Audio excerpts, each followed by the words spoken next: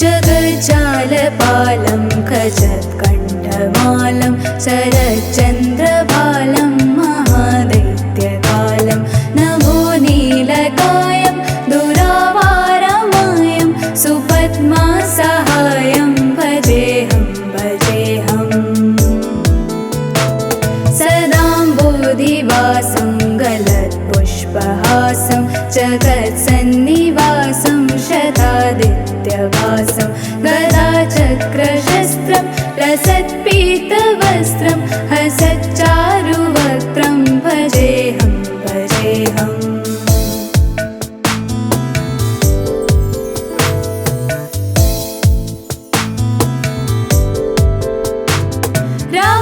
रवाकण्ठहारं श्रुतिव्रातसारं जनान्तर्विहारं धराभारहारं चिदानन्दरूपं मनोज्ञस्वरूपं धृतानेकरूपं भजेऽहं भजेऽहम् जराजन्महीनं परानन्दपीनं समाधानलीनं सदैवानवीनं जगज्जन्महेतुं सुराणीककेतुं त्रिलोकैकसेतुं भजेऽहं भजेऽहम्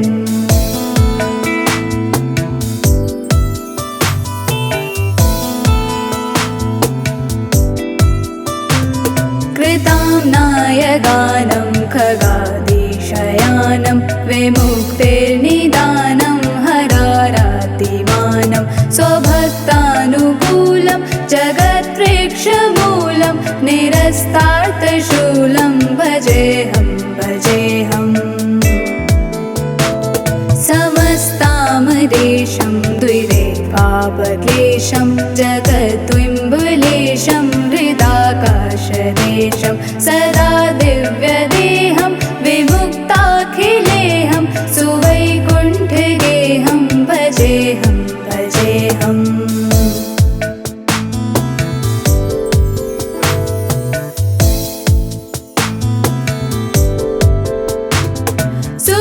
सुरालीबलिष्ठं त्रिलोकीवरिष्ठं गुरूणां गरिष्ठं स्वरूपैकनिष्ठं सदा युद्धधीरं महावीरवीरं महाम्बोधिधीरं भजेऽहं भजेऽहम्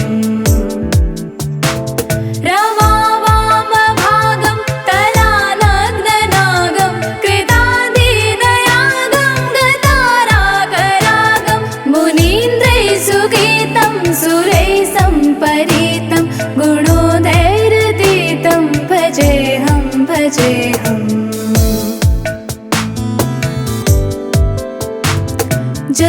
जगज्जालपालं खचत्कण्ठमालं शरच्चन्द्रबालं महादैत्यकालं नभो नीलकायं दुरावारमायं सुपद्मासहायं भजेऽहं भजेऽहम् सदाम्बोधिवासं गलत्पुष्पहासं जगत्सन्निवासं शतादित्यवासं गदाचक्रशस्त्रं लसत्पीतवस्त्रं हसच्चारुवक्त्रं भजेऽहं भजेऽहम्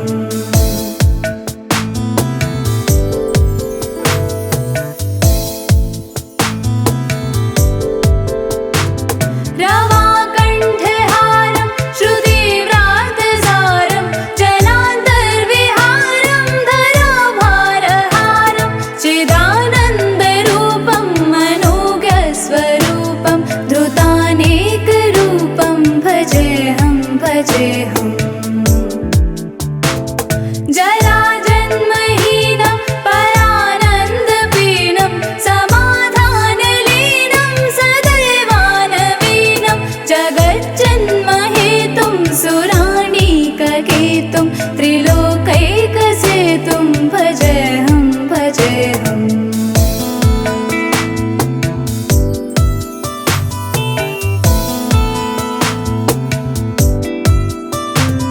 कृतां नायगानं खगादीशयानं विमुक्तिर्निदानं हरारातिमानं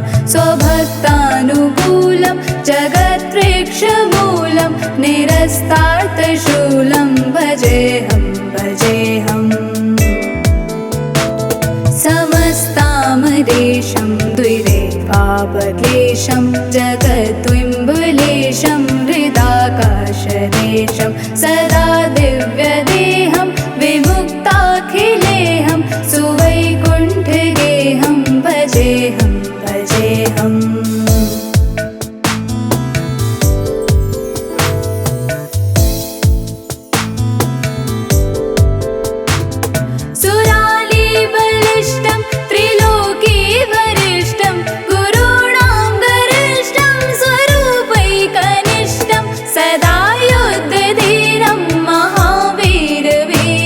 महं बोधिधीरं भजेऽहं भजेऽहम्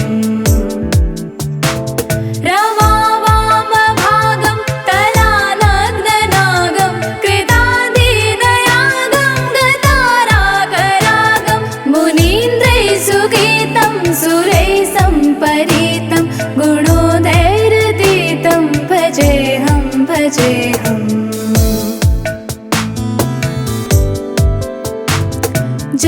जगज्जालपालं खजत्कण्ठमालं शरच्चन्द्रबालं महादैत्यकालं नभो नीलकायं दुरावारमायं सुपद्मासहायं भजेऽहं भजेऽहम् सदाम्बोधिवासं गलत्पुष्पहासं जगत्सन्निवासं शतादित्यवासं गदाचक्रशस्त्रं लसत्पीतवस्त्रं हसच्चारुवक्त्रं भजेऽहं भजेऽहम्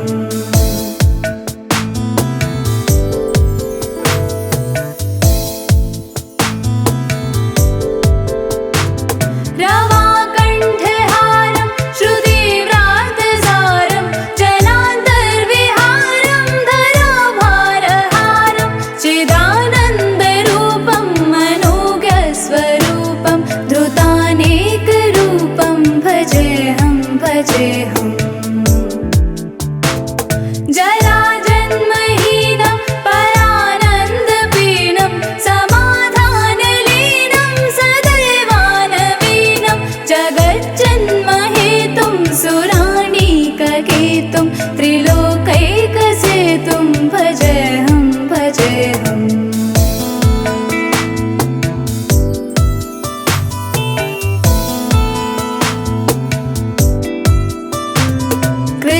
कृताम्नायगानं खगादिशयानं विमुक्तिर्निदानं हरारातिमानं स्वभक्तानुकूलं जगत्प्रेक्षमूलं निरस्तार्थशूलं भजेऽहं भजेऽहम् समस्तामरेशं द्विरेवावक्लेशं जगद्विम्बुलेशं हृदाकाशदेशं सदा दिव्यदेहं विमुक्ताखिलेऽहं सुवैकुण्ठगेहं भजेऽहं भजेऽहम्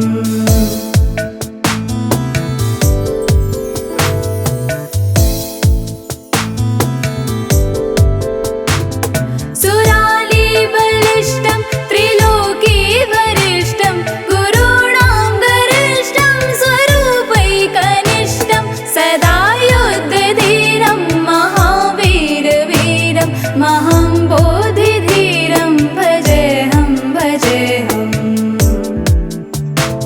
रमावामभागं तलानग्ननागं कृतादिदयागं गतारागरागं मुनीन्द्रैः सुगीतं सुरैः सम्परीतं गुणोदैरतीतं भजेऽहं भजेऽहम्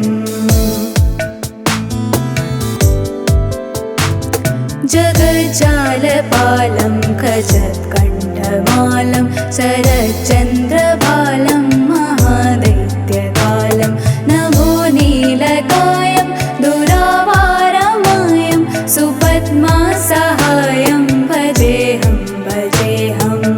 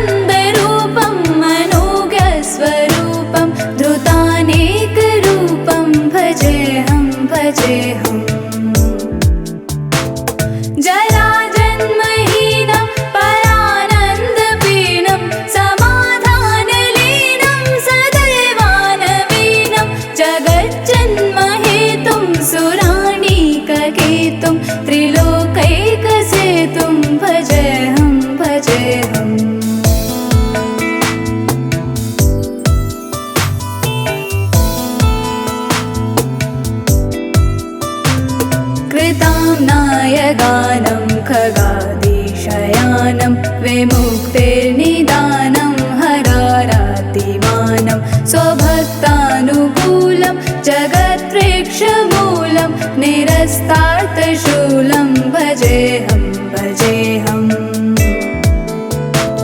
समस्तामरेशं द्विरेवापक्लेशं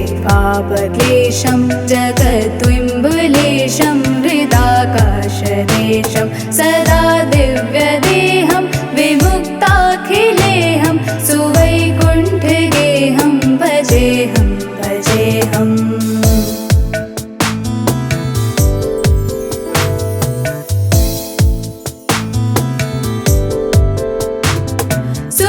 सुरालीबलिष्ठं त्रिलोकीवरिष्ठं गुरूणां गरिष्ठं स्वरूपैकनिष्ठं सदा युद्धधीरं महावीरवीरं महाम्बोधिधीरं भजेऽहं भजेऽहम् रमावामभागं तलानग्ननागं कृतादीनयागं गतारागरागं मुनीन्द्रैः सुगीतं सुरैः सम्परीतं गुणोदैरतीतं भजेऽहं भजेऽहम्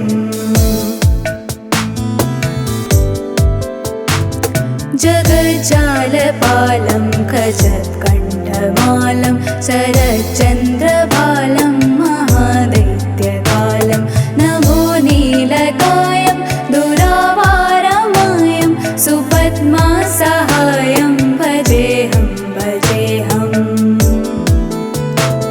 सदाम्बोधिवासं गलत्पुष्पहासं जगत्सन्निवासं शतादित्यवासं गदाचक्रशस्त्रं लसत्पीतवस्त्रं हसच्चारुवक्त्रं भजेऽहं भजेऽहम्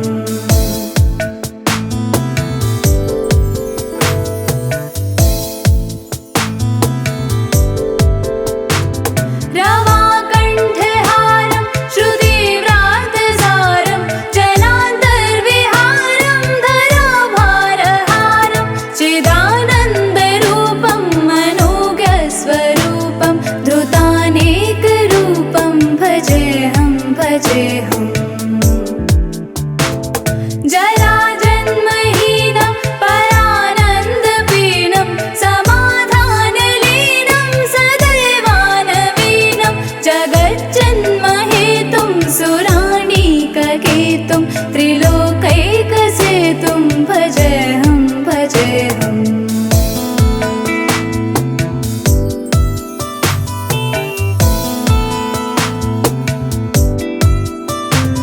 कृतां नायगानं खगादीशयानं विमुक्तिर्निदानं हरारातिमानं स्वभक्तानुकूलं जगत्प्रेक्षमूलं निरस्तार्थशूलं भजेऽहं भजेऽहम्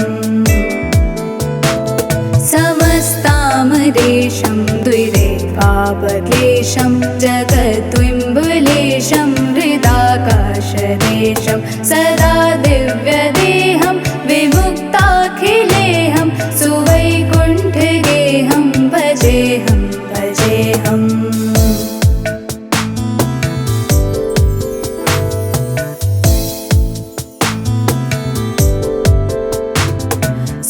सुरालीबलिष्ठं त्रिलोकीवरिष्ठं गुरूणां गरिष्ठं स्वरूपैकनिष्ठं सदा युद्धधीरं महावीरवीरं महाम्बोधिधीरं भजेऽहं भजेऽहम् रमावामभागं तलानग्ननागं कृतादीनयागं गतारागरागं मुनीन्द्रैः सुगीतं सुरैः सम्परीतं गुणोदैरतीतं भजेऽहं भजेऽहम्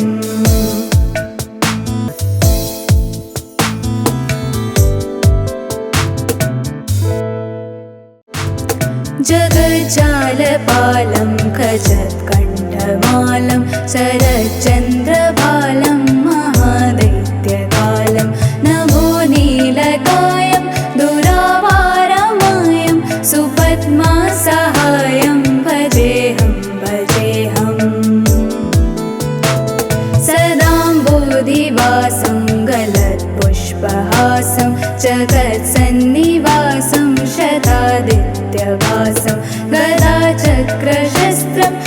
लसत्पीतवस्त्रं हसच्चारुवक्त्रं भजेऽहं भजेऽहम्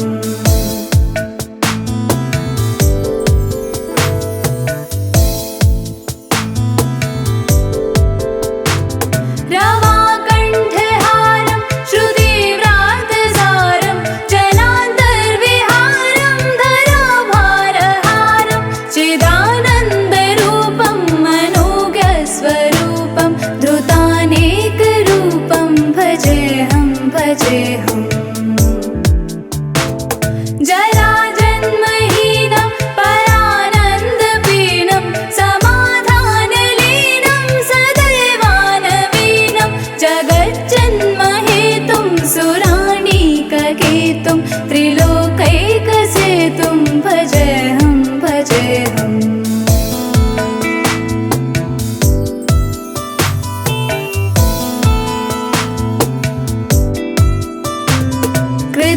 कृताम्नायगानं खगादिशयानं विमुक्तिर्निदानं हरारातिमानं स्वभक्तानुकूलं जगत्प्रेक्षमूलं निरस्तार्थशूलं भजेऽहं भजेऽहम् समस्तामरेशं द्विरेफापक्लेशं जगत्विम्बुलेशं हृदाकाशदेशं सदा दिव्यदेहं विमुक्ताखिलेहं सुवैकुण्ठगेहं भजेऽहं भजेऽहम्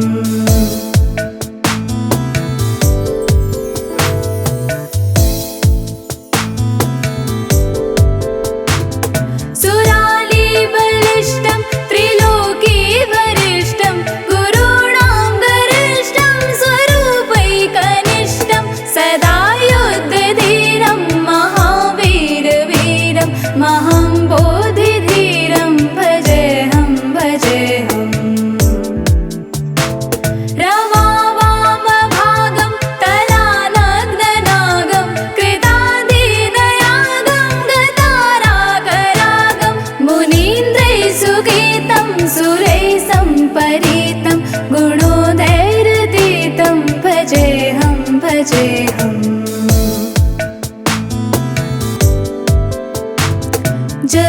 जगज्जालपालं खचत्कण्ठमालं शरच्चन्द्रबालं महादैत्यकालं नभो नीलकायं दुरावारमायं सुपद्मासहायं भजेऽहं भजेऽहम् सदाम्बोधिवासं गलत्पुष्पहासं जगत्सन्निवासं शतादित्यवासं गदाचक्रशस्त्रं लसत्पीतवस्त्रं हसच्चारुवक्त्रं भजेऽहं भजेऽहम्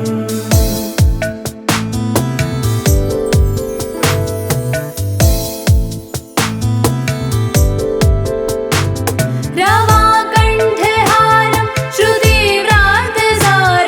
जनान्तर्विहारं धराभारहारं चिदानन्दरूपं मनोज्ञस्वरूपं धृतानेकरूपं भजेऽहं भजेऽहम् जराजन्महीनं परानन्दपीनं समाधानलीनं सदैवानवीनं जगज्जन्महेतुं सुराणीककेतुं त्रिलोकैकसेतुं भजेऽहं भजेऽहम्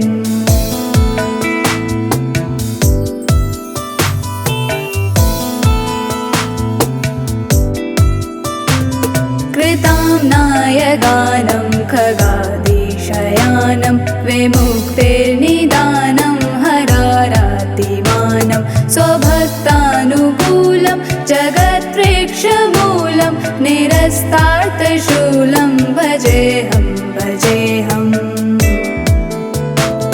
समस्तामरेशं द्विरेफापक्लेशं जगत्विम्बुलेशं हृदाकाशदेशं सदा दिव्यदेहं विमुक्ताखिलेहं सुवैकुण्ठगेहं भजेऽहं भजेऽहम्